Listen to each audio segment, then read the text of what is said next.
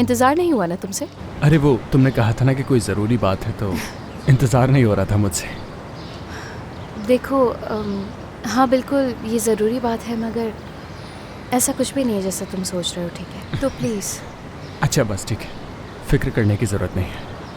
मैं जानता हूँ वैसे भी तुम क्या कहोगी, यही कि जब से तुम्हें मिली हूँ मैं बहुत खुश रहने लगी हूँ। चलो कहीं बाहर चलते हैं। क्या सारे पागल लोग मेरी ज़िंदगी में आ गए हैं?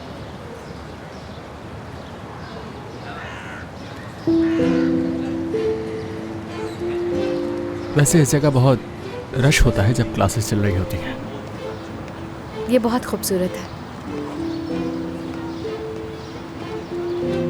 ओह, लगता है तुम यहाँ सबको जानते हो।